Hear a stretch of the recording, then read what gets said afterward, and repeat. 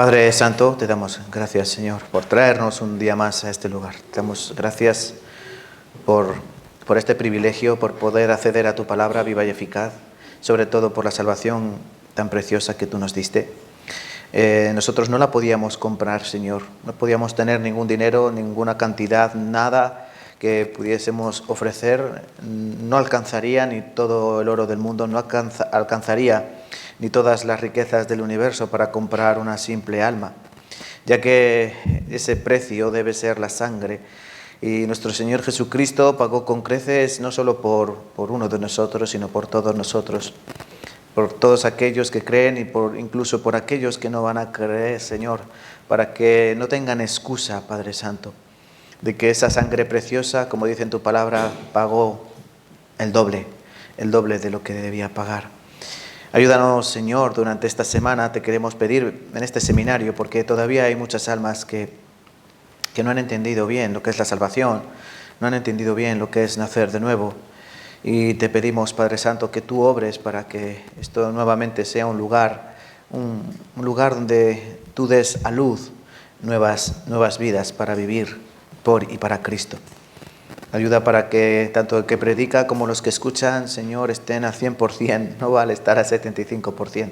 Que estar al 100% de nuestras capacidades, despiertos, nuestros oídos y nuestro entendimiento. Y sobre todo, Señor, ayúdanos para que nada nos distraiga en este tiempo precioso que tú nos das. Te queremos también pedir, Padre Santo, especialmente por las demás iglesias que también están haciendo seminario bíblico, y que obres también, ayuda a los pastores con sabiduría, y esas almas preciosas que han acudido con esperanza y con fe, pues que tú puedas, Señor, recogerlas también bajo tus alas. Te damos gracias, Padre, por este tiempo y oramos en el nombre de tu Hijo amado Jesucristo. Amén y amén. Vale, vamos a coger nuestra Biblia. Ven, herramienta de trabajo. Vamos a abrir en sus páginas en un capítulo que buscamos ayer, San Juan capítulo 4. Vamos a buscar San Juan capítulo 3, perdón, 4 no, 3.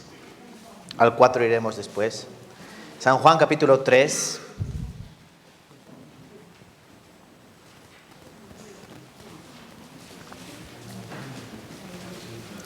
San Juan capítulo 3, versículo 12. San Juan capítulo 3, versículo 12. Tienen todos Biblia, ¿verdad? Y si tienen boli y papel, mucho mejor.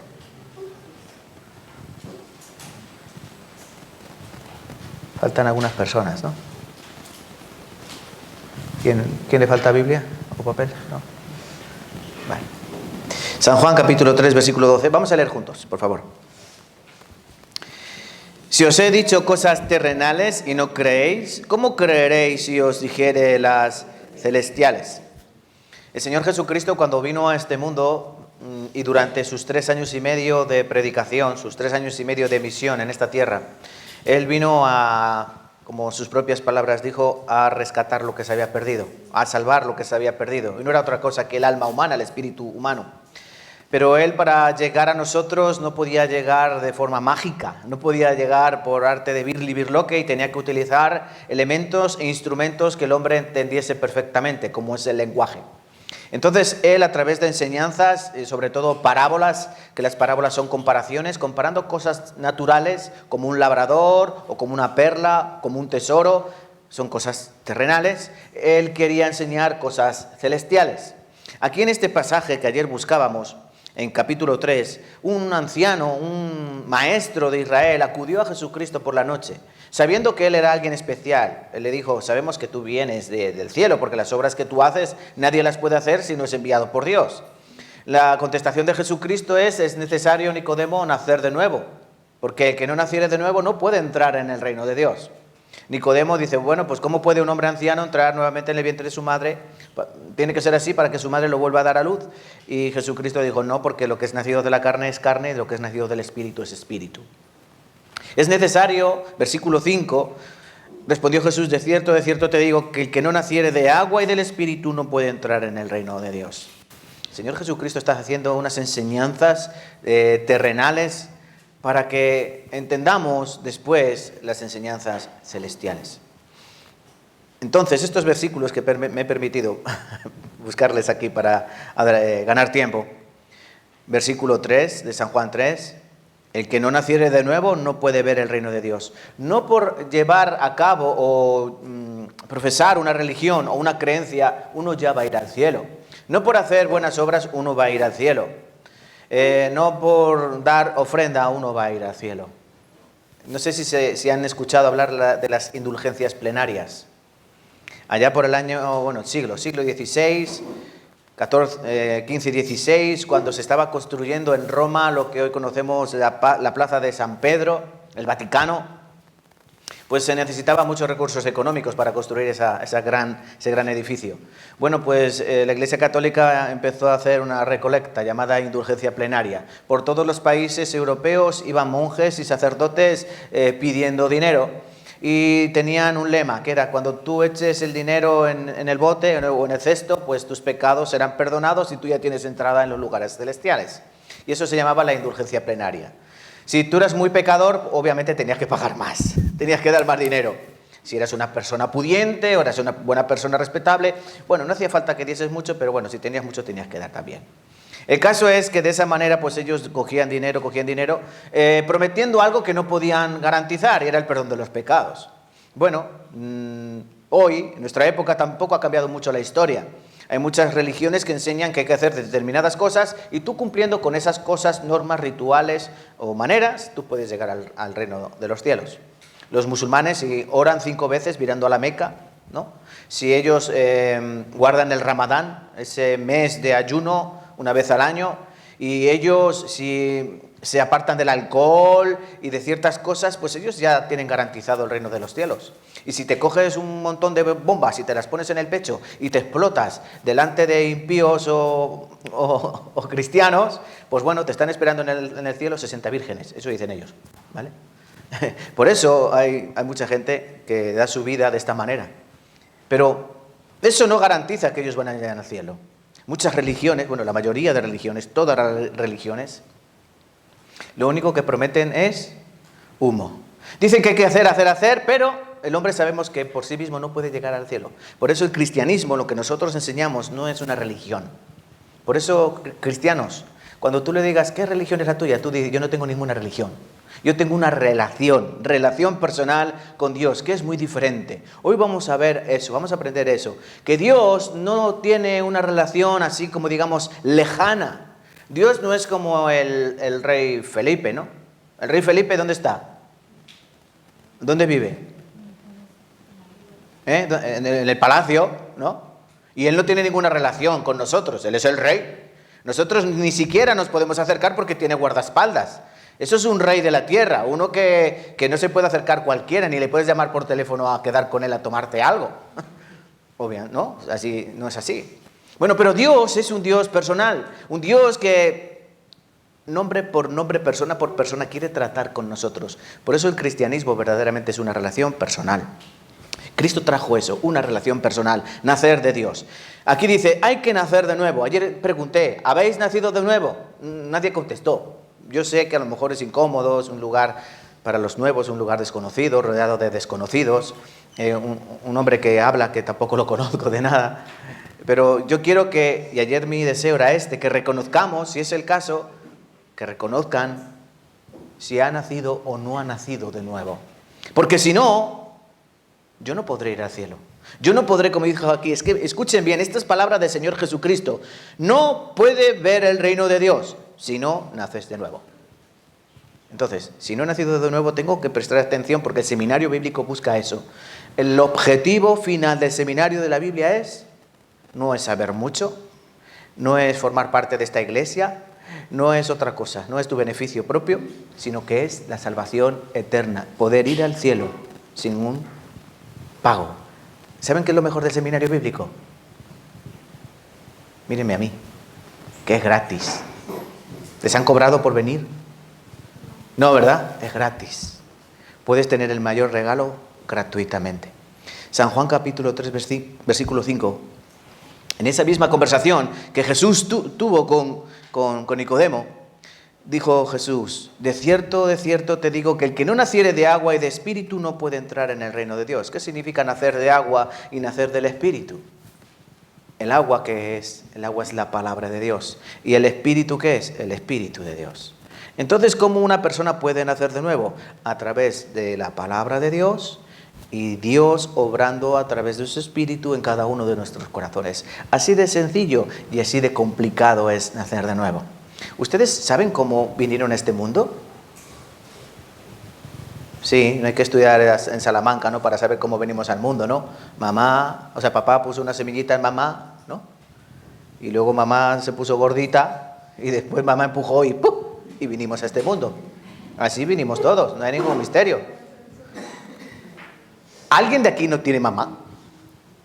Todos tenemos mamá. A lo mejor por circunstancias de la vida, o falleció, o no se conoció, por eso, por circunstancias de la vida. O el papá. Pero todos venimos a este mundo con un papá y una mamá. Nadie viene a este mundo sin papá o sin mamá. Bueno, nadie puede nacer de nuevo si no es a través de la palabra de Dios y si no es a través del Espíritu de Dios. Por eso es tan importante de la manera con la que estén escuchando este seminario o estas predicaciones. Porque una parte la tienen que hacer ustedes dejando entrar la palabra de Dios, el agua, hasta sus corazones. Y luego la otra parte la hará Dios, obrando en vuestros corazones para que creáis y entendáis cada una de estas cosas. ¿Vale? Por favor. Primera de Pedro capítulo 1, 23 también está ahí. Lo leíamos ayer. Siendo renacidos, renacer, volver a nacer, no de simiente corruptible, sino de incorruptible por la palabra de Dios que vive y permanece para siempre. O Santiago capítulo 1, versículo 18. Él, ¿quién es Él? Dios. De su voluntad nos hizo nacer por la palabra de verdad, para que seamos primicias de sus criaturas. ¿Ven? ¿Dios qué hace? Dios nos hace nacer. De su voluntad, o como diría Pablo, del puro afecto de su voluntad. ¿Cómo? A través de la palabra, lo dice ahí, ¿no? Palabra de verdad. ¿Qué es la palabra de verdad? Esta es la palabra de verdad. Entonces, dicho esto, por favor, les pido que estén muy atentos para escuchar hoy y entender esa relación que Dios quiere tener con cada uno de nosotros. Entonces, hoy seguiremos aprendiendo acerca de las cosas terrenales. Cristo terminaría la conversación con Nicodemo diciéndole esto: si os he dicho cosas terrenales y no creéis, ¿cómo creeréis si os dijere las celestiales? Dios tiene que utilizar un lenguaje muy simple para que nosotros entendamos.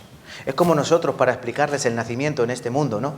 Nosotros a los niños que les decimos que ¿cómo vienen? Tu hijo te pregunta, mamá, ¿y cómo vienen los niños al mundo? Y nosotros ¿qué le decimos?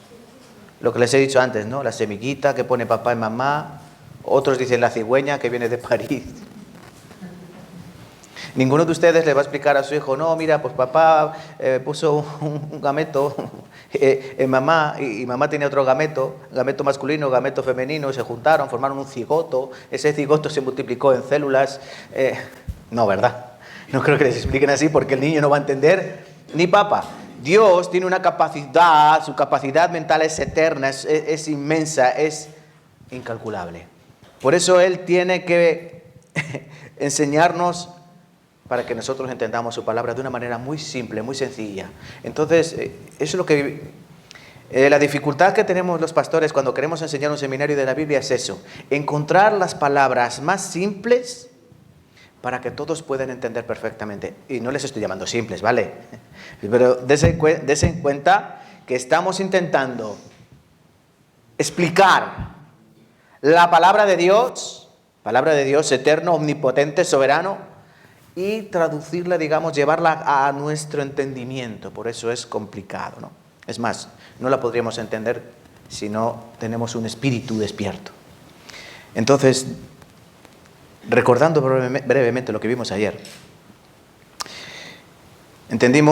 aprendimos acerca del huerto de Edén, que Dios creó al hombre a su imagen y semejanza, que no venimos del mono. Desgraciadamente, hoy esto ya es una realidad.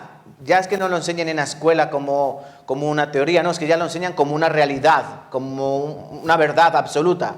Que un buen día, pues una ameba surgió ahí en el mar y que la ameba pues se fue multiplicando y luego pues otro bichito y luego salió del mar y una evolución, millones y millones de años.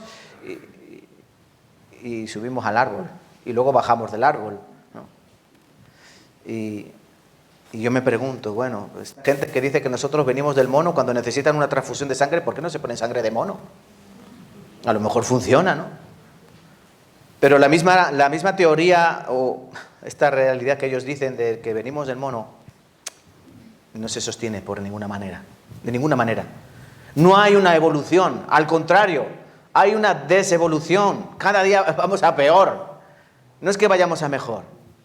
Simplemente sí hay una selección natural por las circunstancias de cada especie, de cada animal. Por eso nosotros nos adaptamos. Aquí hay personas morenas de piel, ¿no? ¿Sí? Hay blanquitos de piel. Hay ojos claros y ojos oscuros. ¿Y qué hace la diferencia entre una cosa y otra? ¿Viene de diferente especie? No. Vienen de diferente país, diferentes condiciones climáticas, diferente alimentación. Por eso los chinos son así, y los caucásicos así, y los morenitos de África pues son morenitos de África, ¿no? Pero no, la sangre que corre en sus venas es la misma que la nuestra. Ninguna especie puede cambiar a otra especie. Hay una ley en la naturaleza de que los animales no se pueden mezclar, no pueden procrear entre especies diferentes. Simplemente tenemos un ejemplo. Si cogemos a un caballo, ¿sí? Un caballo y lo apareamos con un burro, con una burra, ¿y qué sale? Yegua, no, una mula. Una mula. ¿Y qué le pasa a la mula? Es estéril. Es estéril. ¿Por qué? Porque es antinatura. Y miren que parecen dos especies parecidas, ¿no? Es un caballo y una burra. Son muy parecidos, ¿no? Pero sale la mula que es estéril, no puede procrear. Es algo antinatural. No puedes juntar un gato y un perro. Un gato, una perra. Una perra, un gato.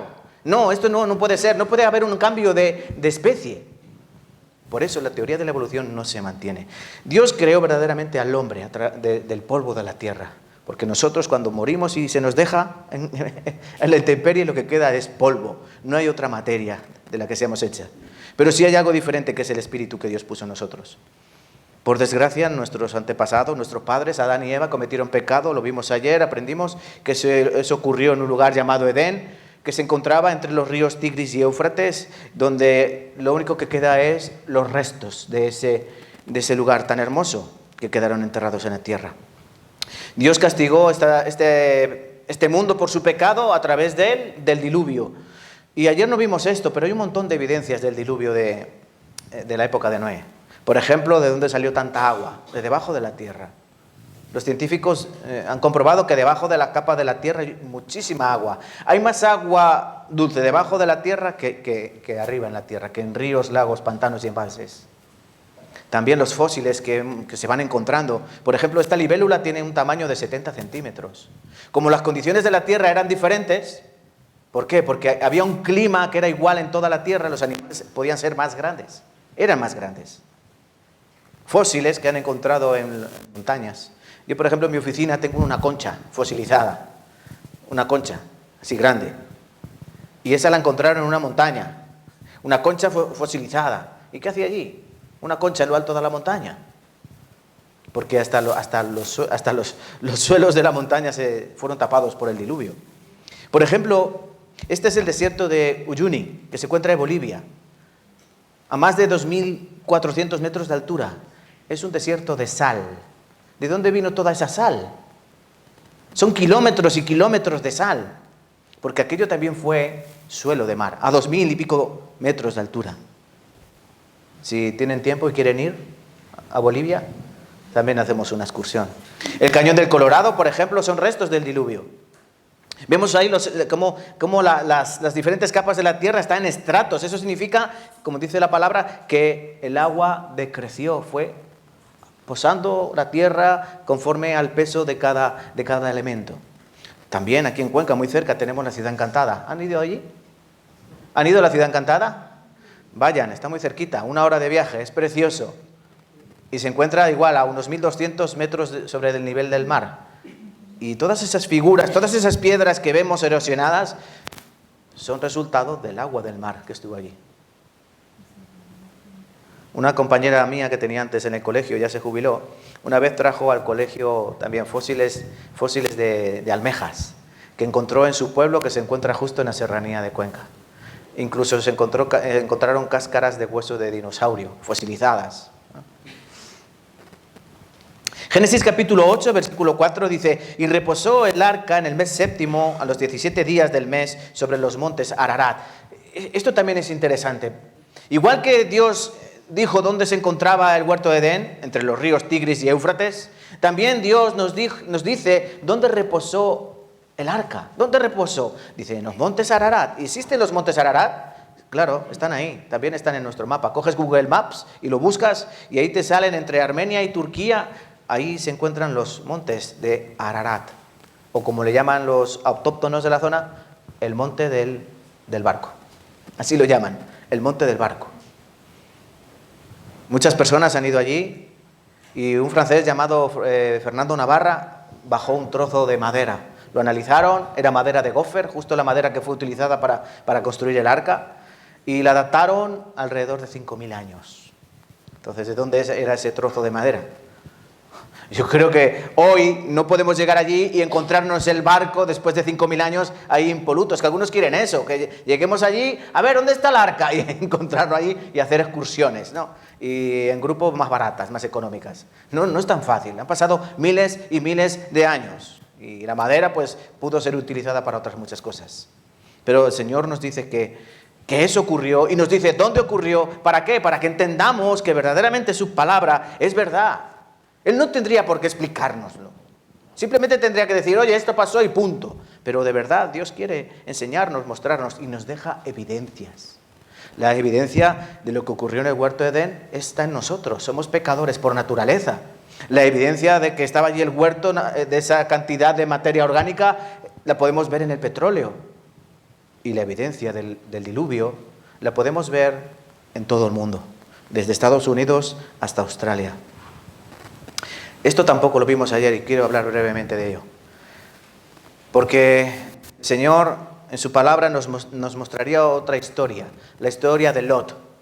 Lot era sobrino de Abraham y él, acompañando a su tío, llegó un momento en que tuvieron que dividir sus caminos porque los ganados que tenían eran muchos y la tierra era poca. Y Abraham le dijo a su sobrino, escógete la tierra que tú quieras, la de la derecha o de la izquierda, que yo iré al otro lado. La de la derecha era la tierra de Sodoma y Gomorra, una llanura muy fértil, muy buena, pero era Sodoma y Gomorra, ciudades pecaminosas. Al otro lado estaba la tierra de Canaán, pueblo complicado. Bueno, ¿qué escogió Lot? Lo que escogeríamos nosotros, lo bueno, la tierra buena, la fértil, en la llanura. Y Abraham se fue pues a la tierra que Dios le había prometido. Allí en aquel lugar, Lot se mezcló con esos pueblos, con Sodoma y Gomorra. Dice que él estaba a la puerta de la ciudad, allí aconsejando a la gente. Él era uno más de aquellos ciudadanos. Incluso sus hijas se impregnaron de aquella sociedad tan pecaminosa. ¿Saben la historia, no? Cuando Dios castigó a Sodoma y a Gomorra, Lot salió con sus 2 hijas. Eran jóvenes, adolescentes. Y cuando escaparon, por miedo a otro castigo de fuego, de azufre, dice que él se quedó en la montaña, en una cueva. Y sus hijas, como tenían miedo de quedarse sin familia, sin descendencia, ¿qué hicieron? Emborracharon al padre y lo violaron.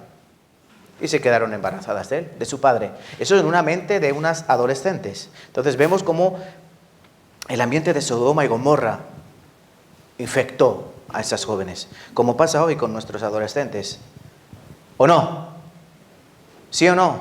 Sí. ¿Qué pasa con nuestros adolescentes? Se infectan enseguida de todo lo que escuchan, de todo lo que ven, de todo lo que viven. Por eso tenemos que tener mucho cuidado con nuestros jóvenes. Dios castigó la tierra de Sodoma y Gomorra. ¿Por qué? Por su pecado. Porque el pecado, como dice la palabra, se aumentó en gran manera. Hombres con hombres, mujeres con mujeres, había zoofilia, los hombres tenían relaciones sexuales con los animales. ¿Dios podía permitir eso? No podía permitir eso. Miren, vamos a buscar en Génesis. ¿Están bien? ¿Sí? ¿Se han echado la siesta? No me hacen caso, se tienen que echar la siesta. Miren, vamos a buscar un momento.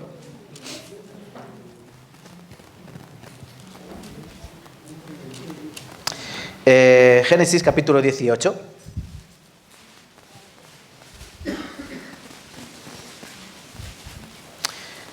Génesis capítulo 18. Dios le dice a Abraham que va a destruir esas ciudades, Sodoma, Gomorra y algunas aldeas más que estaban en aquella zona. Y Abraham,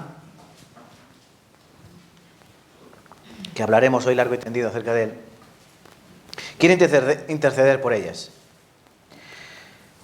Dios le dice a Abraham, voy a destruir a Sodoma y a Gomorra. Versículo 20 del capítulo 18. Entonces Jehová dijo, por cuanto el clamor contra Sodoma y Gomorra se aumenta más y más, el pecado de ellos se ha agravado en extremo, descenderé ahora y veré si han consumado su obra según el clamor que ha venido hasta mí. Y si no, lo sabré. Versículo 26. Entonces respondió Jehová, si hallare en Sodoma 50 justos dentro de la ciudad, perdonaré todo este lugar por amor a ellos. Abraham dice, Señor, ¿vas a destruir la ciudad? Puede haber 50 justos. Dios dice, si hay 50 justos, la perdonaré. Versículo 28, quizá faltan de 50 justos 5. Este es Abraham hablando. ¿Destruirás por aquellos 5 la ciudad? Y dijo, no la destruiré si hallare allí 45 justos, entre miles de personas. Y volvió a hablarle y dijo, quizás se hallaran allí 40. Y respondió, no lo haré por amor a los 40. Y dijo Abraham, no se enoje ahora mi señor si hablare, quizás se hallaran allí 30. Y respondió, no lo haré si hallare allí 30. ¿Están viendo la perspectiva? Dios dice, los voy a destruir a todos. Abraham dice, no los destruyas, a lo mejor hay 50 buenos. Dios dice, bueno, pues si hay 50 no las destruyo. Bueno, a lo mejor, dice Abraham, a lo mejor hay 45. Dice Dios, bueno, si hay 45 no la destruyo. Dice Abraham, bueno, a lo mejor hay 30. Y Dios dice, bueno, si hay 30 justos no la destruiré. Pero es que continúa. Y dijo, versículo 31, he aquí ahora que he emprendido el hablar a mi Señor, quizá si hallaran allí 20, no la destruiré, respondió, por amor a los 20. Y volvió a decir, no se enoje ahora mi Señor, si hablare solamente una vez, quizá allí hallaren 10. No la destruiré, respondió, por amor a los 10. Y Jehová se fue, luego que acabó de hablar con Abraham, y Abraham volvió a su lugar. 10 justos tenía que haber en aquella ciudad, 10 justos. Y Dios no las habría destruido. ¿Qué ocurrió? Que Dios las destruyó, porque no había ni 10 justos. Solo se salvó Lot, sus 2 hijas, su mujer tuvo la oportunidad, pero mirando hacia atrás se convirtió en estatua de sal. Por consiguiente, Dios destruyó aquellas ciudades. Hoy en día sigue habiendo allí restos de esa lluvia que cayó de fuego y azufre. Está al este del Mar Muerto, ¿vale? También algún día, si tenemos esta oportunidad de viajar a la tierra de Israel, podemos visitar las orillas del Mar Muerto, donde la gente se pone allí y dicen que te tumbas y flotas, ¿no? Por la densidad que tiene el agua. Terminábamos ayer con estos versículos, ¿no? Asimismo, como sucedió en los días de Lot, comían, bebían, compraban, vendían, plantaban, edificaban, mas el día que Lot salió de Sodoma, llovió del cielo fuego y azufre y los destruyó a todos. Y como en los días de Noé, también dice la palabra, que compraban, vendían, comían, plantaban, edificaban, hasta que vino el diluvio y se los llevó a todos.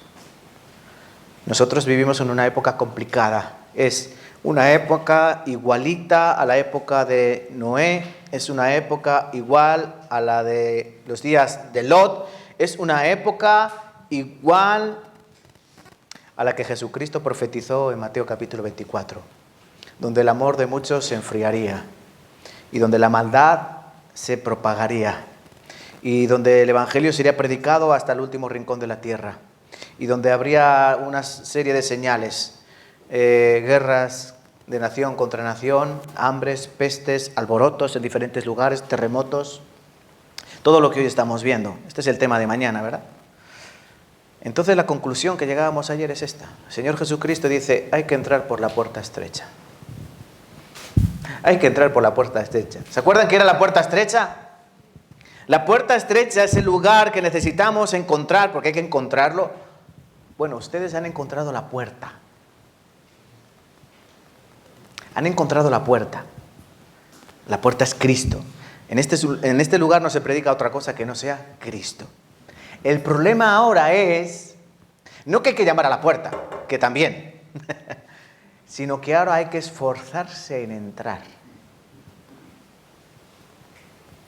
Hay que esforzarse, porque la puerta es angosta. Dice Lucas 13 que muchos procurarán entrar y no podrán. ¿Por qué? Muy sencillo, porque muchas personas se amontonan en iglesias para escuchar palabra de Dios, supuestamente, ¿no? Intentando agradar a Dios, intentando llegar al cielo. Se esforzarán. ¿Cómo? Pues yendo a misa, o yendo al culto, dando ofrendas, sirviendo, haciendo muchas cosas. Se esforzarán a su manera. Mas la palabra dice, no podrán. ¿Por qué? Todo depende de donde tú tengas tu fe. Así de simple. Saben que hay varios tipos de fe, ¿no? ¿O no lo sabían? ¿Sí, no? Hay muchos tipos de fe. Hay, por ejemplo, una fe muerta. Dice Santiago en el capítulo 2. Como el cuerpo sin espíritu está muerto, así una fe sin obras es muerta en sí misma. Hay una fe náufraga, dice Pablo. Algunos naufragaron en cuanto a la fe. ¿Por qué? Porque ellos pensaban en las riquezas de este mundo, en el dinero. Entonces naufragaron en cuanto a la fe. Hay una fe vana. Una fe vana significa una fe hinchada. Una fe que está llena de aire, pero que dentro no tiene nada. No tiene ni vida, ni tiene esperanza. Eso es una religión que no sirve para nada. Una religión vacía. Nosotros necesitamos una fe verdadera. Y una fe verdadera, como dice Efesios capítulo 2, versículo 8, es un don de Dios. La fe tiene que venir de Dios para que podamos creer en Dios. ¿Vale, hermanos? Entonces, viendo este pequeño resumen, hoy vamos a buscar el tema central. Porque recuerden, seguimos aprendiendo de las cosas celestiales, ¿no? Vamos a seguir por aquí. Aquí.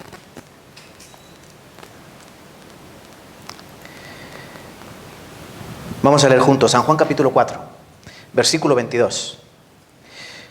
Vosotros adoráis lo que no sabéis, nosotros adoramos lo que sabemos, porque la salvación viene de los judíos. La salvación, la vida eterna, viene de los judíos. ¿Qué significa esta palabra? Bueno, muy sencillo. Jesucristo, ¿qué era? Judío, ¿no? Jesucristo era judío. Dios escogería a un pueblo, al pueblo de Israel, al pueblo judío. ¿Para qué? Para que a través de ellos viniese el Mesías, el Cristo, el ungido, el enviado de Dios, el siervo de Dios. ¿Por qué? Bueno, porque Dios quiso. No hay una respuesta. ¿Por qué Dios escogió a Israel? ¿No podía haber escogido a España mejor? ¿Que los españoles somos más majos? ¿O no? ¿O los ecuatorianos? Ecuador, ¿no? Sí, se puede, así, ¿no? Tenía que haber sido Ecuador, ¿no? No. Dios dijo, mi pueblo será Israel. Es más, escogió a un hombre. En primer lugar, escogió a un hombre. Génesis capítulo 12. Tienen su Biblia abierta en Génesis, ¿no? 18 o 19 me parece que nos hemos quedado. Pues vamos un poquito para atrás en la historia. Génesis capítulo 12. Porque Dios va a llamar a Abraham.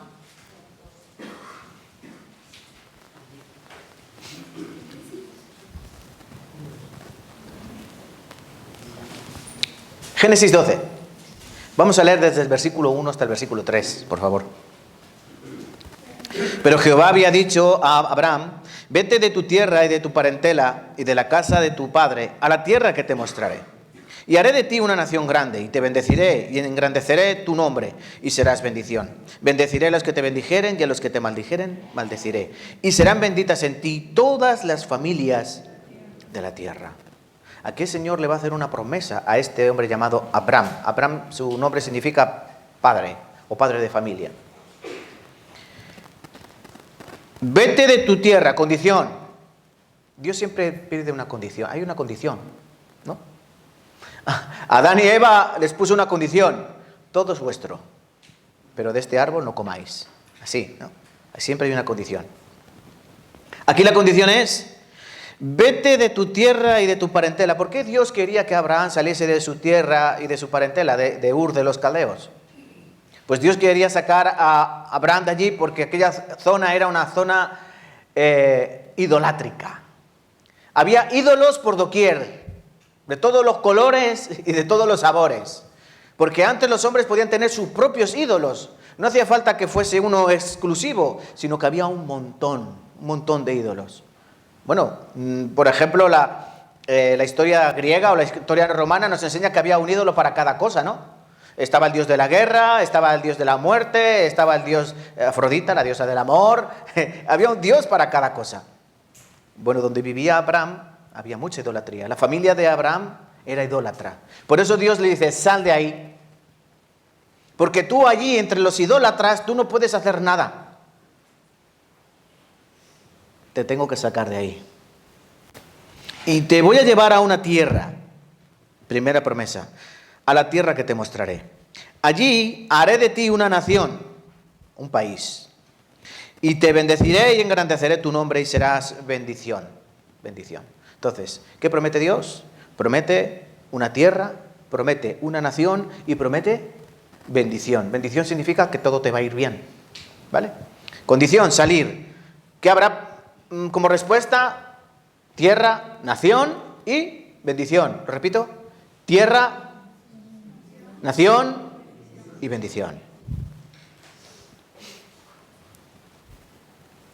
Deuteronomio capítulo 7, versículos 6 al 8. Estas son palabras de Dios al pueblo de Israel.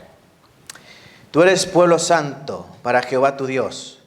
Jehová tu Dios te ha escogido para serle un pueblo especial, más que todos los pueblos que están sobre la tierra.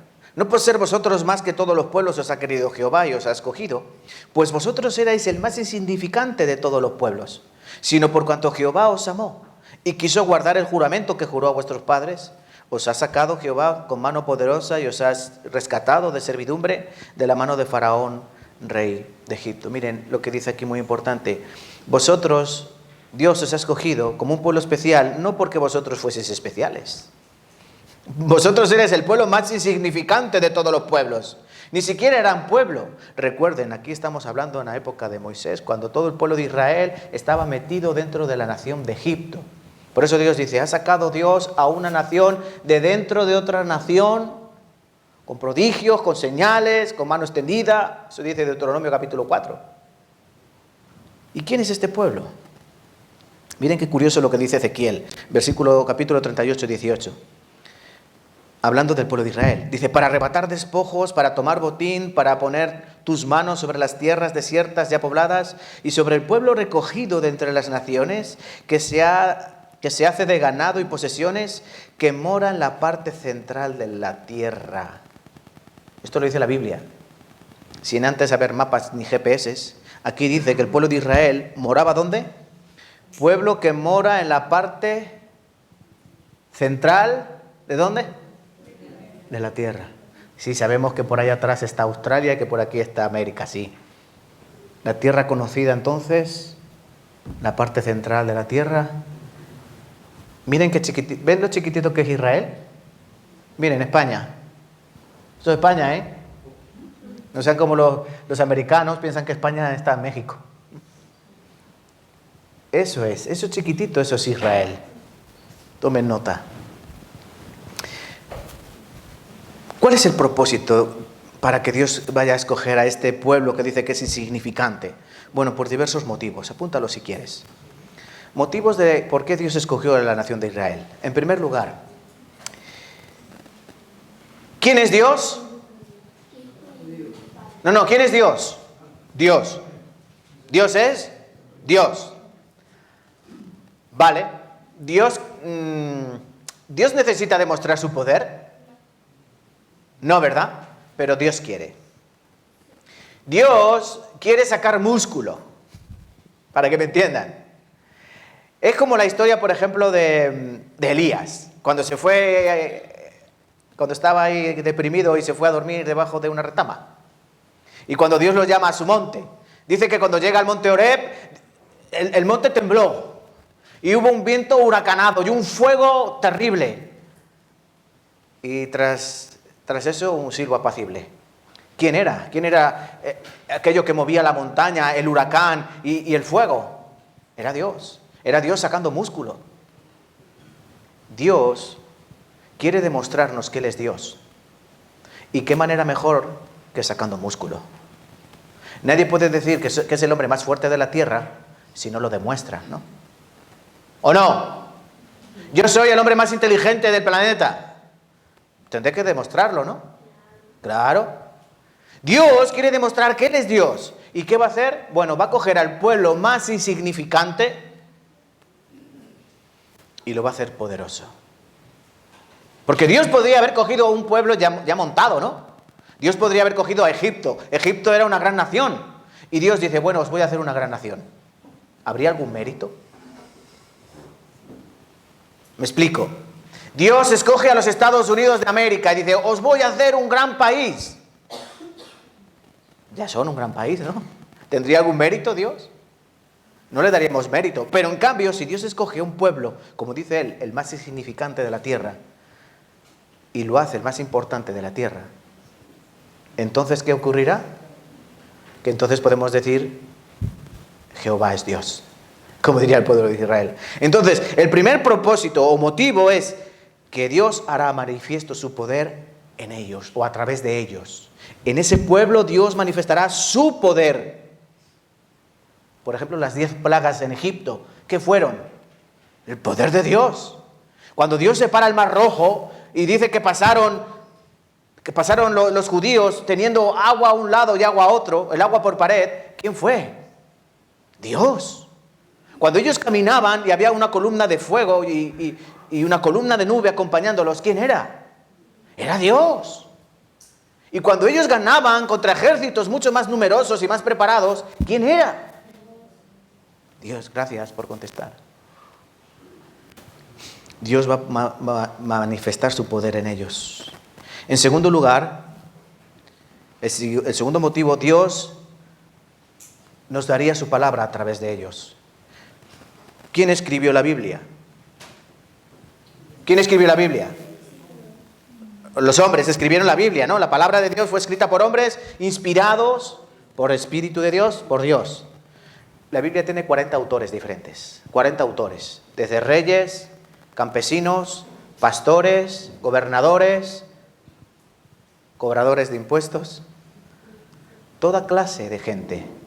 Dios utilizó todo estrato social para escribir su bendita y preciosa palabra, pero todos ellos eran judíos. Por eso Dios utilizó a este pueblo para a través de ellos tener su palabra. Como diría Pablo en Romanos capítulo 3, ¿qué provecho tiene el judío? Mucho en gran manera, porque a ellos les fue dada la palabra de Dios. Los judíos tenían ventaja sobre los gentiles porque Dios dio su palabra a ellos. Tener la palabra de Dios es tener acceso a Dios, al poder de Dios, a la bendición de Dios, a todo lo que tiene que ver con Dios. Ahora yo les pregunto, ¿ustedes saben lo que tienen en la mano? Esto no es un libro. Esto escudriñar, San Juan capítulo 5, versículo 39, escudriñar las Escrituras porque a vosotros os parece que en ellas tenéis la vida eterna, ¿no?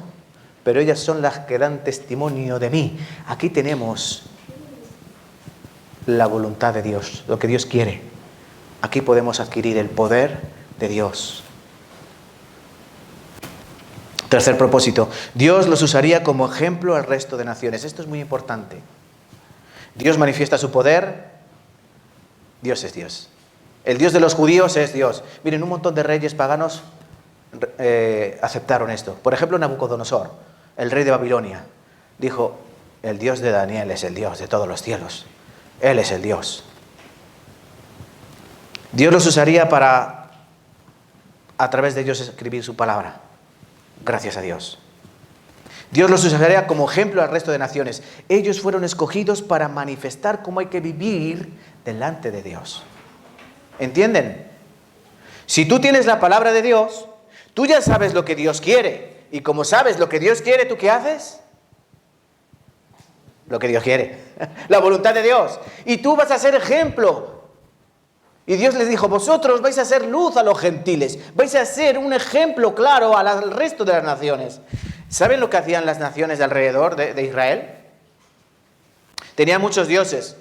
Uno de ellos era Baal. Y el dios Baal era un becerro de bronce. Los paganos cogían esos becerros de bronce, los llenaban de madera, los prendían fuego y el becerro de bronce se ponía al rojo vivo. Entonces cogían un bebé vivo y lo ponían en los brazos de ese becerro.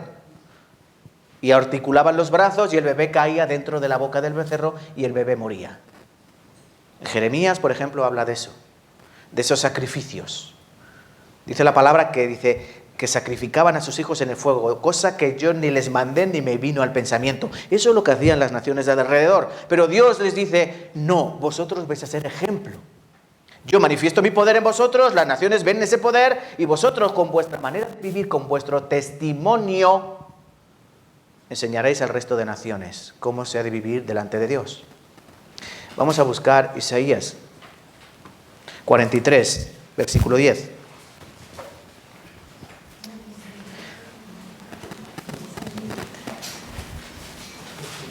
Isaías 43. ¿Les parece interesante o aburrido? Muy aburrido. Vale, un poquito más.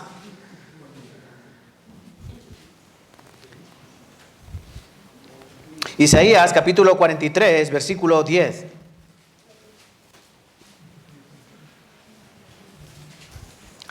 Vamos a leer. 10 y 11. Isaías 43, versículo 10 y 11. Vosotros sois mis testigos, dice Jehová, mi siervo que yo escogí, para que me conozcáis y creáis y entendáis que yo mismo soy. Antes de mí no fue formado Dios, ni lo será después de mí. Yo Jehová, yo el que soy, y fuera de mí no hay quien salve. Vosotros sois mis testigos, dice Jehová. Hoy hay una secta, ¿no? Desde hace aproximadamente un siglo. Creo que la fundación de los Testigos de Jehová fue alrededor de 1916, si mal no recuerdo, oficialmente. Durante 100 años ellos dicen que son testigos de Jehová. Pero esto sí, totalmente incorrecto. Un testigo, ¿quién es? Alguien que ha visto algo. A ti si te llaman a un juicio como testigo, tendrás alguna implicación. O has visto o has oído. ¿No? Por eso te llaman como testigo. Entonces no puedes ser testigo de Jehová porque no han visto a Jehová, ni han experimentado el poder de Jehová, ni han disfrutado de la bendición de Jehová. Por eso ser testigo de Jehová solo hay uno, y es la nación de Israel. Vosotros sois mis testigos, vosotros, dice Jehová, mi siervo que yo escogí, el pueblo de Israel, no otros. Nosotros si somos testigos de Cristo. Somos testigos de Cristo porque hemos conocido de Él, hemos recibido su amor y hemos recibido su Espíritu Santo. Y aquí dice 3 cosas muy importantes. Dios dice, sois mi pueblo escogido, mi siervo escogido, para que me conozcáis, para que creáis y para que entendáis que yo mismo soy. Conocer, creer y entender. En primer lugar, tú tienes que conocer a las personas. Y permítanme explicarles que cuando en la Biblia aparece el verbo conocer, escúcheme, cuando en la Biblia aparece el verbo conocer, se refiere a tener una relación especial, una relación íntima con alguien. Por ejemplo, en Mateo capítulo 1 dice que José, después de que dio a luz María a su hijo, que José conoció a su mujer. ¿Cómo que José conoció a María después de dar a luz a Jesús? ¿A qué se está refiriendo? Bueno, pues que José tuvo una relación íntima con María después de dar a luz a Jesús. Búsquenlo, está ahí. José conoció a su mujer. También dice de Adán conoció a Eva. Y Eva dio a luz a un hijo. Entonces, el verbo conocer, ¿qué significa? Una relación íntima, una relación especial. Por eso Dios dice, vosotros sois mis testigos para que me conozcáis. No de cualquier manera, no por encima. Recuerden, los ídolos están ahí en el cielo. Los dioses, supuestamente, para los paganos, ¿estaban dónde? en los cielos. Y para que sean los dioses propicios hay que sacrificar bebés, hay que hacer, como hacían también, orgías debajo de árboles frondosos, como dice Jeremías también. Había que hacer sacrificios, había que hacer grandes cosas. A ver si los dioses quieren. No. Dios quiere una relación personal con cada uno de nosotros. Conocer. Creer. Cuando tú conoces a alguien, tú ya puedes creer, ¿o no? María Eugenia, te tocó. Tú me conoces. ¿Me conoces? ¿Me prestas 1.000 euros? Sí, ¿no? Vale. Me conoce. ¿Qué tal? Carmen, ¿me prestas 1.000 euros?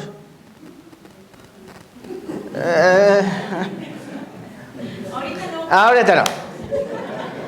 Porque no te fías de mí, no me conoces, no sabes si te los voy a devolver. Haces bien, no lo devuelvo. No me conoces. Cuando tú conoces a alguien, tú sabes. Y tú ya... ¿Quién nos conoce verdaderamente? Ustedes a mí no me conocen de la relación que podemos tener aquí, pero quien verdaderamente me conoce, ¿quién es? Mi esposa. Y mis hijas. Ellas me conocen, porque tenemos relación íntima. En casa, estamos todo el día. ¿Saben mis defectos, mis debilidades, mis virtudes? Si hay alguna. Hay una relación. Bueno, Dios quiere eso. Con cada uno de nosotros, una relación especial. Dios no quiere estar distante. Dios no está en el cielo, Dios está en la tierra, en cada uno de los corazones. Entonces, si yo conozco a Dios, entonces creeré en Dios. Y cuando yo creo en Dios, entonces yo puedo entender, como dice después, conocer, creer y entender. Yo puedo entender a Dios. Hay personas que no entienden a Dios. Y dicen, ¿pero por qué Dios permite la maldad en este mundo? ¿Por qué Dios permite que mueran niños pequeños? ¿Por qué Dios permite tanto dolor, tanto sufrimiento? ¿Por qué Dios? ¿Por qué Dios? ¿Por qué Dios? Y le echan culpa a Dios. Eso significa que no conocen a Dios y no creen en Dios. Ellos tienen una mente en este mundo y piensan que este mundo es lo único. Pero yo le pongo en esta perspectiva y por favor, si no tengo la razón, me corrigen. Imagínense un bebé, un niño pequeño que está en un ambiente desestructurado. Un padre alcohólico, una madre drogodependiente y ese bebé muere. Para la madre es una pérdida, para el padre es otra pérdida, para la sociedad es una desgracia. Pero para el bebé es una bendición. Para el bebé es lo mejor que le podría haber pasado. Para nosotros, qué pena, no va a poder disfrutar de la vida, de tal. Ustedes saben lo que es la vida. Y lo que menos es disfrute. Pasamos más tiempo quejándonos, llorando y sufriendo, que verdaderamente gozosos y felices. Si ese bebé crece en un ambiente desestructurado, con un padre alcohólico y una madre drogodependiente, ¿qué pensarán que ocurrirá con ese niño que crecerá y será hombre? Tiene muchas papeletas, no vamos a generalizar, vale, ven, pero tiene muchas papeletas ¿a qué? A que su tendencia sea otra. Puede ser que no, bueno, Dios sabemos que su voluntad está en todos los lugares. Pero pensando desde nuestra perspectiva y desde la perspectiva de Dios, es mejor que ese bebé se vaya al cielo, porque saben que los bebés, los niños cuando mueren, van al cielo. Ejemplo que nos dio, por ejemplo, David cuando murió, su bebé, el que dijo, yo ya no puedo ir a él. O sea, él no puede venir a mí, pero yo voy a él. En cambio, con su hijo Absalón, que ya era adulto y era malvado, ¿qué ocurrió? Que él tuvo que llorar mucho porque sabía que su corazón malvado le había llevado al infierno. Entonces hay que conocer a Dios. Y que Dios cuando hace algo es porque es mejor. Aunque nuestro camino parezca, no, es que esto era mejor. No, no. Dios dice, mis caminos son mejores que los vuestros. Y mis pensamientos, no te digo nada. Por eso hay que, primero, conocer a Dios. Después, creer en Dios. Para poder entender a Dios. Eso ocurrió con el pueblo de Israel. Ellos vieron las señales, las plagas. Ellos no conocían a Jehová. Habían pasado 400 años, recuerden. Abraham había sido llamado. Después de Abraham tuvo un hijo que se llamó Isaac. Después Isaac tuvo 2 hijos, Esaú y Jacob. Así comienza la descendencia del pueblo de Israel. O los patriarcas, como se les llamaron. Después, con uno de los hijos de Jacob, José, acaba vendido en Egipto. Y luego, por circunstancias, por una hambruna, toda su familia acaba viviendo en Egipto. bajo la protección de José, que era el segundo después de Faraón. Y durante 400 años el pueblo de Israel, el pueblo judío, creció dentro del mejor lugar posible para crecer, la nación más potente de la tierra. Dios permitió eso, para que de una nación poderosa, ellos desde dentro poder crecer, para llegado el momento, 400 años después, sacarlos de allí. Eso ocurrió en la época de Moisés. Dios envía las 10 plagas, porque quiere sacar a su pueblo, llevarlos a la tierra prometida, de donde había salido Abraham. En la última plaga, la muerte de los primogénitos. Esto aprenderemos el último día. Todos ellos salieron, alrededor de 2 millones de personas. Por eso aquí dice Deuteronomio capítulo 4:34, y os ha intentado Dios venir a tomar para sí una nación de medio de otra nación con pruebas, señales, milagros, con guerra, mano poderosa, brazo extendido, hechos aterradores, como todo lo que hizo con vosotros Jehová vuestro Dios en Egipto, ante tus ojos. A ti te fue mostrado para que supieses que Jehová es Dios y no hay otro fuera de él. ¿Quién es Dios? Jehová. ¿Cómo sabemos que Dios es Jehová? Mira, yo voy a mandar las plagas. Vosotros no vais a tener que hacer nada en absoluto. Yo os voy a sacar de allí. Las plagas fueron cayendo una tras otra. El corazón del faraón fue endurecido día tras día, hasta la muerte del primogénito del faraón dejó salir a todo el pueblo. Pero los persigue. El mar tiene que ser abierto porque quedaron encerrados. Moisés levanta su vara, el mar se divide y ellos, dice la palabra, que atravesaron el mar en seco.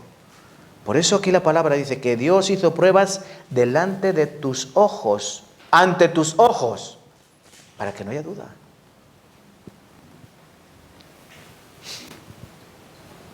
Esos 2 millones de personas llegaron a un lugar llamado el Monte Sinaí. Y ahí Dios, ¿qué va a hacer? Un pacto con ellos, ¿no? Va a hacer un trato. Los pone delante en toda la llanura del Sinaí. Y Dios dice, ¿queréis ser mi pueblo? ¿Sabéis quién soy yo? Y ellos dicen, bueno, tú eres Dios. Toda la montaña estaba iluminada, rayos, truenos. Ellos veían a Dios, o el poder de Dios. Ahora Dios pregunta, ¿queréis ser mi pueblo? ¿Ellos qué dicen? Sí, queremos ser tu pueblo. ¿Quién no, no? ¿Quién no quiere ser el pueblo del Dios de verdad, del Dios todopoderoso? Los pueblos de las naciones no hacían nada, ni bueno ni malo. Eran costumbres de hombres, tradiciones humanas, fábulas. Pero Dios los pone allí, en aquel lugar, y les dice 2 cosas. Si queréis ser mi pueblo, tenéis que obedecer mi palabra.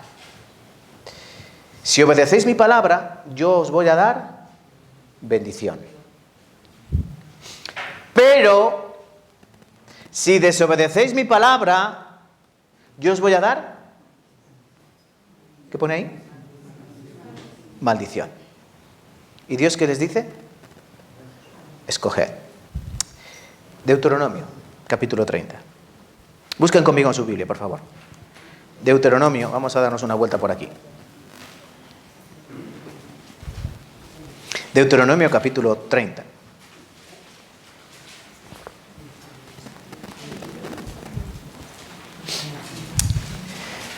¿Por qué estamos aprendiendo esto? Tan aburrido de historia antigua. Para conocer a Dios. Hay que conocer a Dios. Después ya hablaremos de creer verdaderamente. Vamos a conocer que Dios es Dios. Dios no es cualquier persona. Y Dios no es un amigo, ¿no? Un compañero de fiestas. Deuteronomio capítulo 30, ¿lo tenemos? Vamos a leer juntos versículo 19, por favor. Deuteronomio 30, 19. A los cielos y a la tierra llamo por testigos hoy contra vosotros, que os he puesto delante la vida y la muerte, la bendición y la maldición. Escoge pues la vida para que vivas tú y tu descendencia. Yo pongo delante de vosotros la vida y yo pongo delante de vosotros la muerte. La vida, la bendición, la muerte, la maldición. Escoge pues la vida para que vivas tú y tu descendencia. Tan simple como eso. Tan antiguo como el Edén. Una y otra vez volvemos a Edén. Adán, Eva, árbol de vida. Otro árbol, árbol del conocimiento del bien y del mal. El día que comas, morirás. Entonces podemos decir árbol de muerte. Árbol de vida, árbol de muerte. Escoge. ¿Y qué escogieron? Árbol de muerte. Dios llama al pueblo de Israel, el pueblo escogido, y los lleva, les da sus leyes, sus mandamientos. Ahora tenéis que escoger. En Deuteronomio capítulo 27 dice que Dios los reúne allí en aquella llanura. Esto fue después, ¿vale? En Siquem, la ciudad de Siquem, a un lado el monte Gerizim, al otro lado el monte Ebal. Dios dice, se pondrán la mitad de las tribus en el monte Gerizim, allí yo pronunciaré mi bendición, y la otra mitad de las tribus en el monte Ebal, allí pronunciaré yo mi maldición, para que todo el pueblo pudiese escuchar. ¿Qué tenían que escuchar? Por ejemplo, ya que estamos en Deuteronomio capítulo 28, por ejemplo.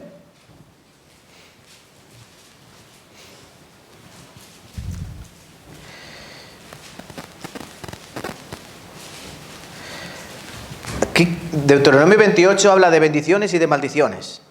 Las bendiciones van desde el versículo 1 hasta el versículo 14 y las maldiciones del 15 en adelante.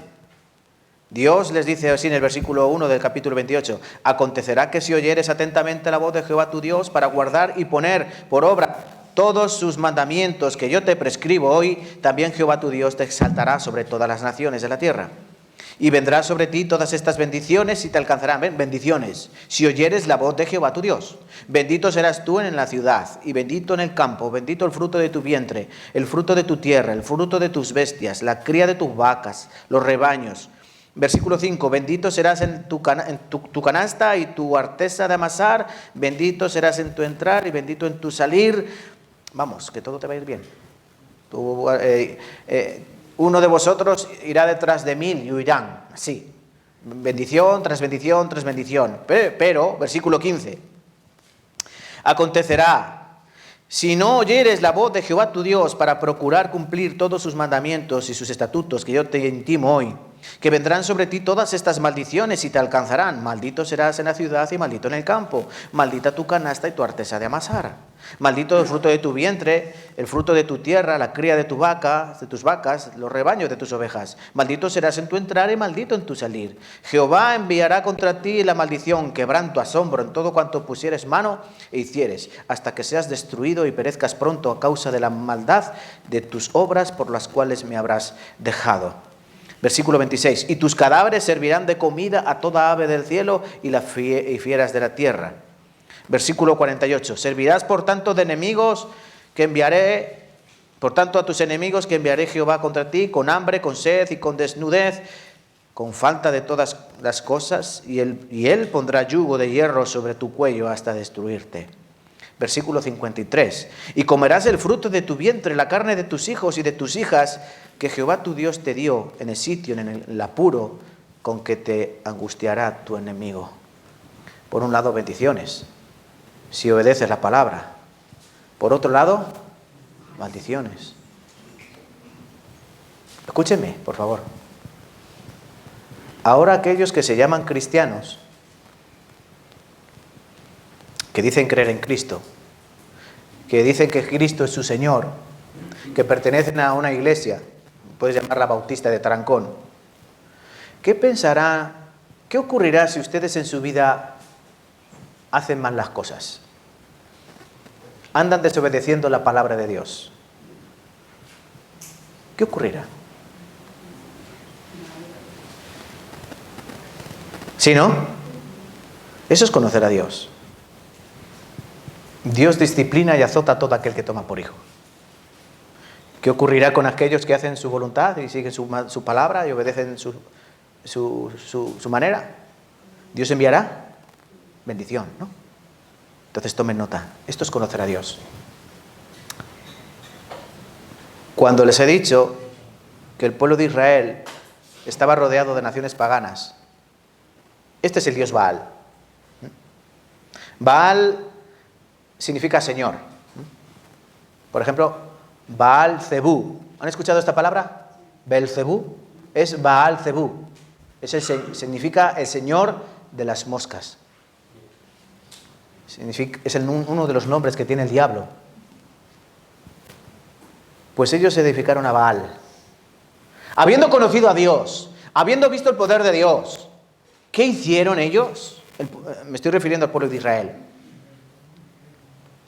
Ellos se extraviaron en pos de dioses ajenos, dice su palabra.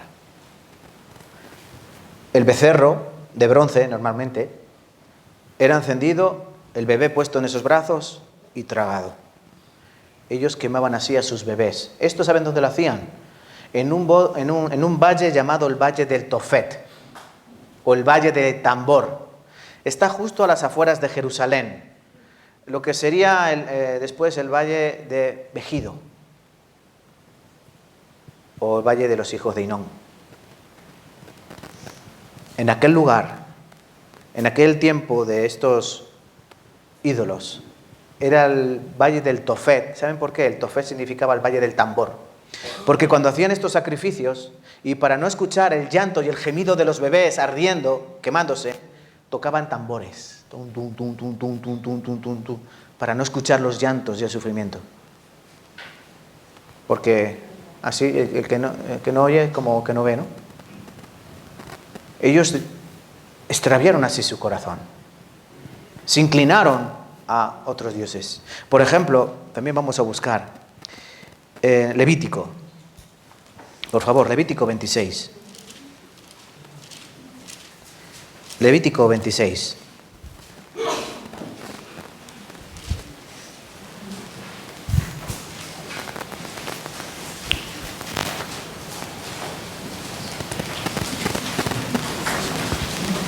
Levítico capítulo 26.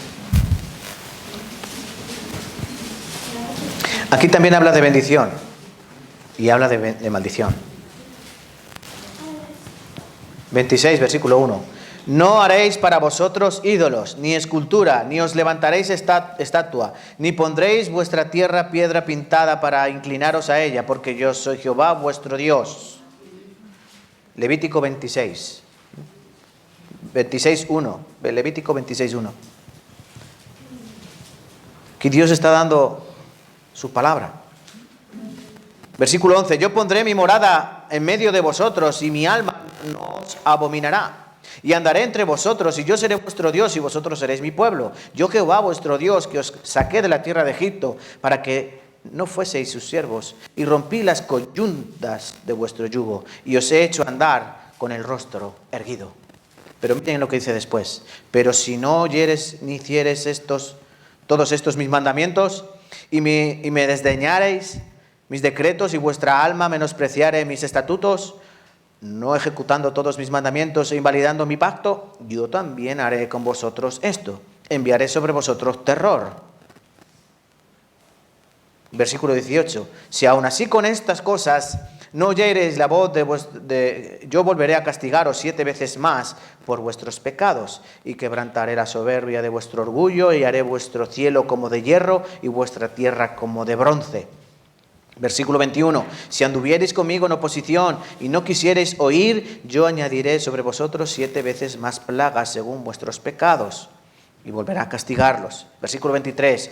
Y si con estas cosas no fuereis corregidos, sino que anduviereis conmigo en oposición, yo también procederé contra vosotros y os heriré aún 7 veces más por vuestros pecados. Traeré sobre vosotros espada vengadora. Y así continúa diciendo la palabra.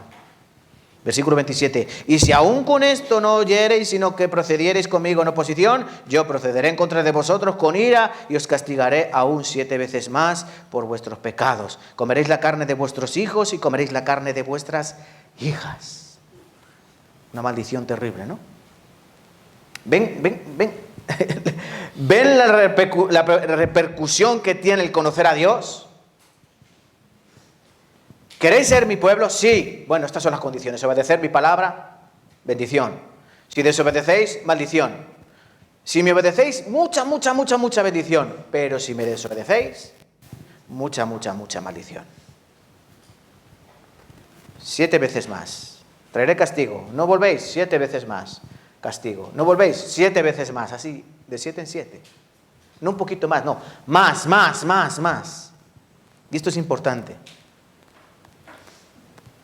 Uno de esos mayores castigos es, como decía Deuteronomio 28 o aquí en Levítico 26, que comerían la carne de sus hijos y la carne de sus hijas. Hay algunos pasajes que nos hablan de eso. Por ejemplo, Segunda de Reyes, en el capítulo 6. Os voy a buscar yo, ¿vale? Segunda de Reyes. Algunos de los pasajes terribles que nos habla la Escritura. Segunda de Reyes, capítulo 6.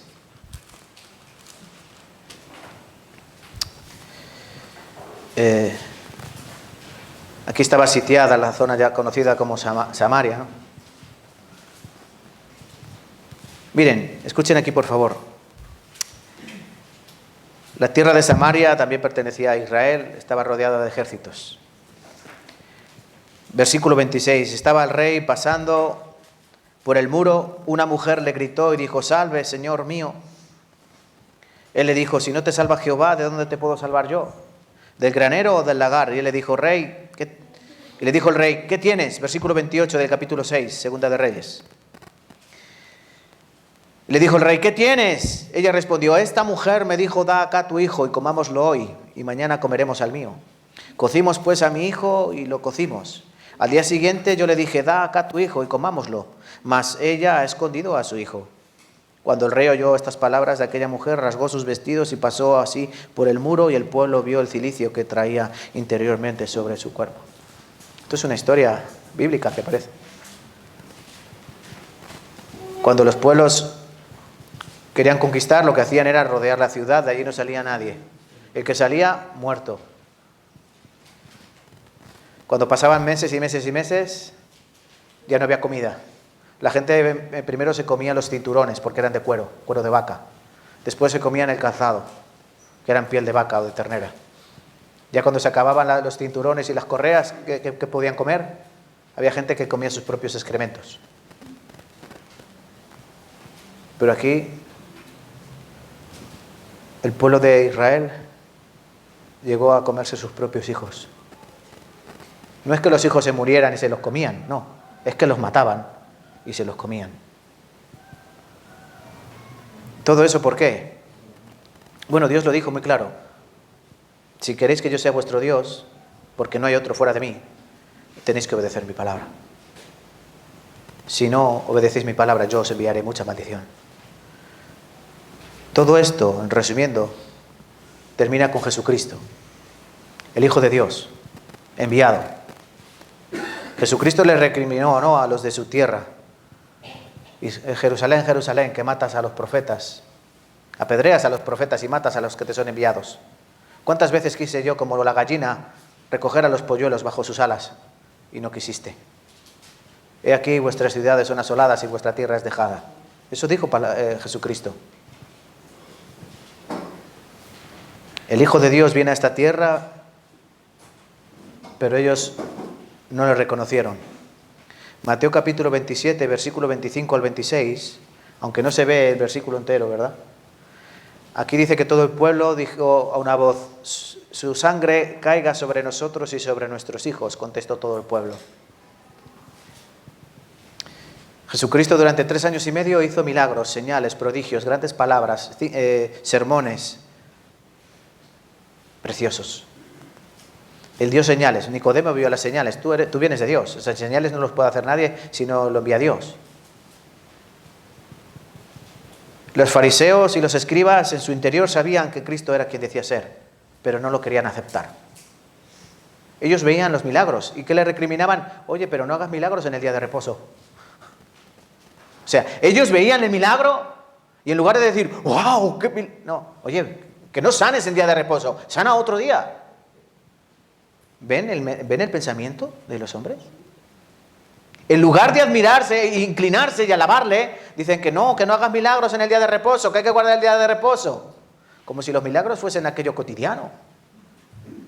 Eso es el hombre sin entendimiento.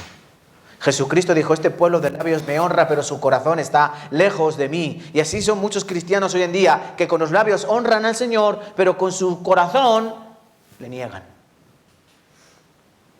Eso es no conocer a Cristo.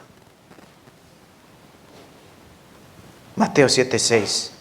Respondiendo él, Jesús, les dijo, hipócritas, mentirosos, falsos. Bien profetizó de vosotros Isaías, como está escrito, este pueblo de labios me honra, mas su corazón está lejos de mí. Ellos con la boca, sí, me alaban, pero con su corazón me odian. Toda la historia del pueblo de Israel es igual. ¿Ustedes saben qué ocurrió cuando llevaban 3 días en el desierto después de ser sacados de Egipto? ¿Saben qué ocurrió a los 3 días? 3 días. Hacía 3 días que habían visto todas las señales, las plagas, los prodigios, abrirse el mar.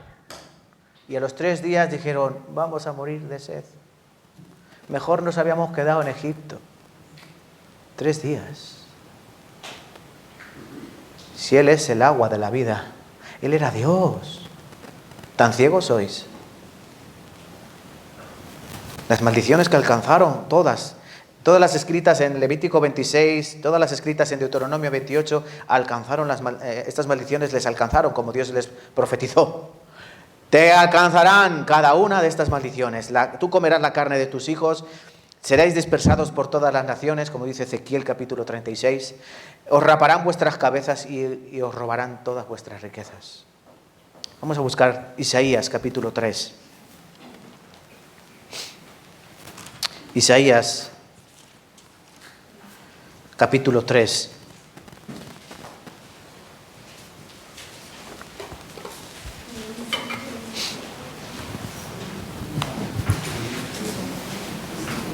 ¿Cómo están? ¿Necesitan un masaje hoy también? ¿Sí? ¿Necesitan masaje? Venga, masaje, tiempo de masaje. Venga. ¿Quieren? Dense un masaje, sí, que veo algunos que están cabeceando. Estírense un poquito así. Mírenme, por favor. Sean obedientes. Así. Venga, estírense así. Venga, aunque sea de mala educación. Venga, sí. Vale. Yo sé que son horas ya un poco tarde, todo el día trabajando, están cansados. No pasa nada. ¿Ya? Miren. Isaías capítulo 3, versículo 16. Isaías 3, 16. Asimismo dice Jehová, por cuanto las hijas de Sión, Sión es Israel, ¿vale? Se ensoberbecen y andan con cuello erguido y con ojos desvergonzados. Cuando andan, van danzando y haciendo son con los pies. ¿Han visto ahora cómo andan las chicas jóvenes por la calle? Hombre, las que tienen buen tipo y así, ¿no? Y son guapas, ¿cómo andan? Y todas se miran en los escaparates. ¿A que sí? Se ríen, ¿no? Las hijas de Israel eran iguales. Dice que cuando andan, van danzando. Y haciendo son con sus pies. Por tanto, el Señor raerá la cabeza de las hijas de Sión, y Jehová descubrirá sus vergüenzas. Aquel día quitará el Señor el atavío del calzado, las rencillas de las lunetas, los collares, los pendientes, los brazaletes, las cofias, los atavíos de las piernas, los partidores del pelo, los pomitos de olor y los zarcillos, los anillos, los joyeles de las narices, las ropas de gala, los mantoncillos, los velos, las bolsas, los espejos de lino fino, las gasas, los tocados. Bueno, te piensas tú que tú tienes un gran ajuar, ¿no? Que tienes la base, el rímel, tú tienes todo eso. Bueno, ellas tenían más. Las ropas de gala, el mantoncillo, los velos, las bolsas. Versículo 24. En lugar de perfume aromático, en lugar de colonia, vendrán hediondez, en cuerda en lugar de cinturón, cabeza rapada en lugar de la compostura de cabello, en lugar de ropa de gala, ceñimiento de cilicio y quemadura en vez de hermosura. Tus varones caerán a espada y tu fuerza en la guerra. Sus puertas se entristecerán y enlutarán, y ella desamparada se sentará en tierra. Esto está haciendo una simbología de la nación de Israel. ¿Cómo van sus mujeres? Sus mujeres van danzando con los pies, van así, todas bonitas, con joyeles, con brazaletes, con cofias, bien peinadas, bien adornadas, maquilladas, tuneadas. ¿Y qué ocurrirá? Dios dice que les van a rapar el pelo, les van a quitar sus joyas, les van a dejar desnudas, va a llegar una cuerda, es decir, van a ir presas, amarradas en lugar de ir con un cinturón de Dolce & Gabbana. Van a oler a muerto en lugar de oler a perfume. Hediondez dice aquí. Vendrá hediondez, olor a muerto, y hede, y cuerda en lugar de cinturón, cabeza rapada en lugar de compostura de cabello, ceñimiento de cilicio y quemadura en vez de hermosura. ¿Ustedes han visto a alguien quemado? La carne quemada es muy fea, ¿no? Mi brazo está quemado por el asfalto, es muy feo. Cuando algo se quema de la carne se queda como así muy arrugada. Entonces, por un lado hermosura, por otro lado fealdad, ¿no? Cuando Cristo murió, una semana antes, Él hizo un último sermón a los discípulos en el Monte de los Olivos. Mateo 24, por ejemplo, Lucas 21, Marcos 13, es el mismo pasaje y habla de las señales del fin. Los discípulos le preguntan: Maestro, ¿qué señal habrá de tu venida del fin del siglo? Porque el Señor Jesucristo andaba con ellos viendo el templo y era todo muy hermoso. Y Cristo les dijo: ¿veis el templo como es, de grande, de hermoso? Llegará el momento que no quede aquí piedra sobre piedra, que no sea derribada. Ellos les chocaron, ¿no? Les chocó. El templo era el símbolo de la nación de Israel, era lo máximo. Es como si, no sé, a un francés le destruyes la estatua de la libertad. O sea, la Torre Eiffel. Y a un americano la estatua de la libertad, ¿no? Así. Es un símbolo de la nación. El templo era el símbolo, era la nación en sí, era el corazón de la nación. Bueno, Cristo dice que no quedaría piedra sobre piedra. Y Jesucristo dijo también: de cierto os digo que no pasará esta generación hasta que todo esto acontezca. Esta generación, una generación bíblica, son 70, 80 años. En el año 70, precisamente después de Cristo, el general Tito, que era hijo del emperador Vespasiano, en marzo del año 70, después de Cristo, rodeó Jerusalén. La rodeó de ejércitos, justo antes de la fiesta de la Pascua. Todos los judíos ustedes saben que los judíos celebran la fiesta de la Pascua, tienen que ir todos a Jerusalén, al templo. Entonces el general Tito dejó entrar a todo el mundo. Pasar. Entonces toda la ciudad se quedó llenísima de gente. Cuando ya todos habían entrado, él puso todos los ejércitos alrededor para que nadie saliese. Astuto, ¿no? Cuantos más hay, antes se acaba la comida, antes se rinden. Rodeó toda la ciudad de ejércitos y aguantaron hasta septiembre de ese año 70.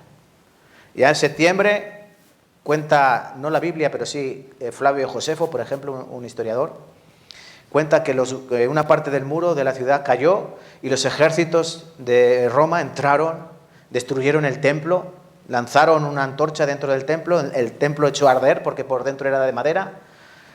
Y saben también que el templo, por dentro, la parte del lugar santo y el lugar santísimo, era todo de oro, todo cubierto de oro.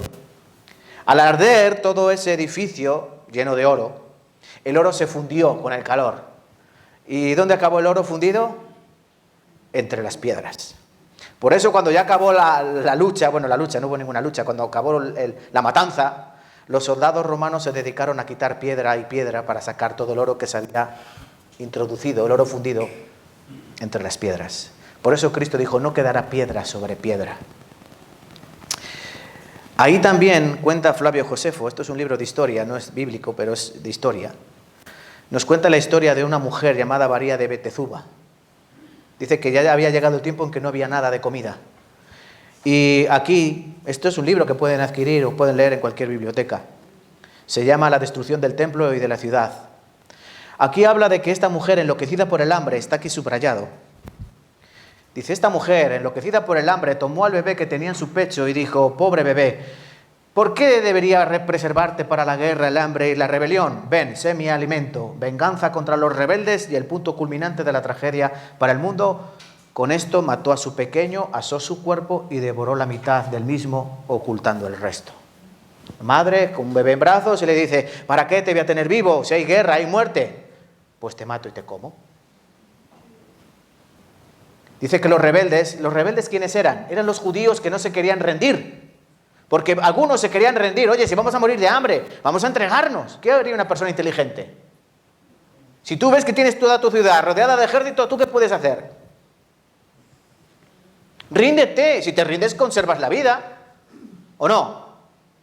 Ellos no. Había unos rebeldes que decían, no nos rendimos, no nos rendimos, no nos rendimos. Cabezones. Como dice la palabra que es el pueblo de Israel, dura cerviz. Los rebeldes no se querían rendir, pero dice que olieron la carne. Dice por aquí, ¿no? Los rebeldes llegaron al instante oliendo la impía olor y amenazándola de muerte si no les entregaba lo que había preparado. Ella les había reservado también una buena porción y les dijo, destapando los restos de su bebé. Ellos se quedaron paralizados de horror. Este es mi hijo y mi acción, les dijo. Servíos porque yo ya he tenido mi parte. No seáis más débiles que una mujer, ni más compasivos que una madre, pero si sois melindrosos, si os da asquito, dejadme el resto para mí. Si sois melindrosos y no aprobáis mi sacrificio, dejadme entonces el resto para mí. ¿Eso no es una maldición? Esto ocurrió por rechazar a Cristo y por rechazar a Dios.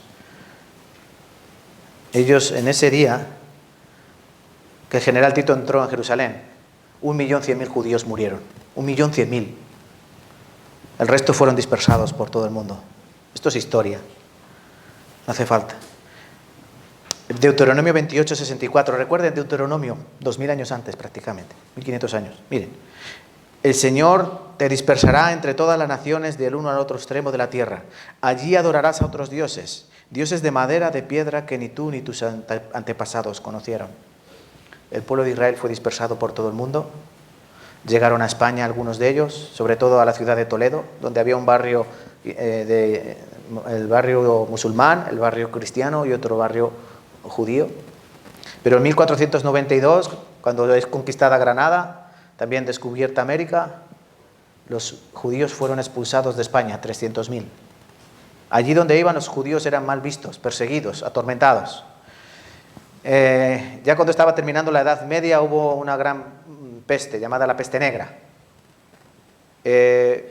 Mucha gente murió. Calculan que unos 60 millones de personas murieron por la peste negra. Pero los judíos no morían. ¿Sabe por qué? Porque ellos se lavaban las manos antes de comer y después de comer. Y la peste se contagiaba de poca higiene. Pero la gente, al ver que los judíos no morían y el resto de personas morían, ¿qué decían? Ellos han traído la peste. Entonces murieron muchos perseguidos por la peste. Entonces, allá donde iban los judíos, como dice su palabra, eran motivo de refrán, de burla, eran perseguidos y asesinados. Pero todo eso estaba ya profetizado. Deuteronomio 28:65. En estos países nunca tendrán paz ni seguridad. Tendrán solo tristeza, porque Dios hará que vivan asustados y sin ninguna esperanza. Noche y día vivirán llenos de miedo y verán cosas tan terribles que al llegar la mañana desearán que ya fuera de noche y al llegar la noche querrán que ya fuera de día. Su vida será una tragedia. Cuando sea de noche dirás a ver si llega el día. Y cuando sea de día dirás a ver si llega la noche. Ese sería el vivir del pueblo de Israel, apartados de Dios. Año 1939. Comienza la Segunda Guerra Mundial. Miles y miles de judíos son encerrados en guetos, en barrios, en suburbios. Hitler los encierra y les quita todas sus posesiones, todas sus riquezas, pero no se va a quedar ahí. Después llevará a cabo un genocidio o un holocausto, que significa sacrificio. Todos los judíos son llevados a campos de concentración. ¿Hay alguien que tiene dientes de oro? Los judíos que tenían dientes de oro, les quitaban los dientes de oro. Les rapaban el pelo. Les quitaban todas las cosas. ¿Se acuerdan lo que hemos leído? Isaías capítulo 3. En aquel día quitará el Señor el atavío del calzado, las rencillas, las lunetas, los collares, los pendientes, los brazaletes, las cofias, los atavíos, de las piernas, los partidores de pelo, los pomitos de olor, los zarcillos, los anillos, los joyeles de las narices, todo lo hermoso. Las mujeres desnudas, rapada su cabeza y la muerte. Ezequiel 23, 26, te despojarán de tus vestidos y te arrebatarán todos los adornos de tu hermosura. Esto también lo conocen, esto es una historia reciente. Esto hace 70 años que ocurrió. 6 millones de judíos murieron en los campos de concentración, 6 millones. El número total de judíos en la tierra era de 8 millones. Estos son fotos reales, no se piensen que son dibujos. Son fotos reales. Isaías 48, último versículo que vamos a buscar para terminar. Isaías 48, versículo 3 al 5. Lo que pasó, ya antes lo dije, y de mi boca salió. Lo publiqué, lo hice pronto, y fue realidad. Por cuanto conozco que eres duro y barra de hierro tu cerviz, tu frente de bronce. Te lo dije ya hace tiempo, antes que sucediera te lo advertí, para que no dijeras, mi ídolo lo hizo, mis imágenes de escultura y de fundición mandaron estas cosas. Dios en su palabra ya lo había hablado. Todo lo que iba a ocurrir con ese pueblo si desobedecía su palabra, si se inclinaban a dioses ajenos, si se apartaban del amor de Dios. Dios los castigaría duramente. Y durante 2000 años, escuchen bien, 2000 años, que se dice pronto, Dios los ha castigado duramente. Pero como diría Pablo a los romanos, esto es un misterio. Que ha ocurrido endurecimiento en parte a Israel, hasta que todos los gentiles entren. Después todo Israel será salvo. Dios no ha desechado completamente a Israel. Dios les está castigando como un padre que es. Dios les está castigando como a su pueblo amado. Y tú escuchas, ¿y si Dios hace esto con su pueblo amado? Escúcheme, por favor. Si Dios hace esto con su pueblo amado, su pueblo escogido, como lo llama Dios, la niña de mis ojos. Si Dios hace con ellos eso, ¿qué no hará Dios con los que no son su pueblo? ¿Qué no hará Dios con los que no ama? O los que no son su niña de sus ojos. Me estoy refiriendo al resto de las naciones. Eso lo podemos encontrar en el libro de Apocalipsis. Y en otros lugares, como Ezequiel o Daniel. Eso aprenderemos mañana. Porque eso no se ha quedado ahí. Desde hace décadas la nación de Israel está siendo restaurada. Eso forma parte del plan de Dios. Esa es otra profecía. Jesucristo también en Mateo 24 dijo, de la higuera aprended la parábola. Cuando veáis que sus ramas se ponen tiernas, sus hojas están tiernas, sabed que el verano está cerca, a las puertas. Jesucristo está diciendo, cuando veáis que Israel empieza a florecer, yo estoy a la puerta. Mañana aprenderemos la restauración del pueblo de Israel. Después de 2000 años, Dios los ha restaurado para que verdaderamente veamos que Dios es Dios. ¿Y qué ocurrirá después? Mañana aprenderemos acerca de los 7 años de tribulación. Aprenderemos de que antes que venga Cristo tiene que venir un ser llamado el anticristo.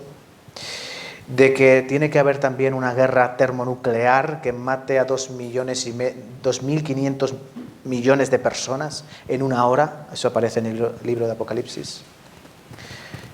Y todas aquellas cosas que van a acontecer, no faltando mucho tiempo. Cristo dijo, no pasará esta generación hasta que todo esto acontezca. Cristo estaba hablando de dos generaciones. La primera generación, desde su muerte hasta que ocurrió. Primera generación, pasaron 40 años. Y Cristo está hablando de la segunda generación, restauración de Israel, año 1948, 15 de mayo. No pasará una generación hasta que todo esto acontezca. Echen cuentas, ¿cuántos años llevamos? ¿75? De la higuera de la parábola. Mañana aprenderemos más. Vale, por favor. Quédense con este. Bueno, mañana haremos también un pequeño vistazo. Vamos a terminar y orar, ¿vale? Vamos a terminar. Señor, como dirían los discípulos, dura palabra es esta.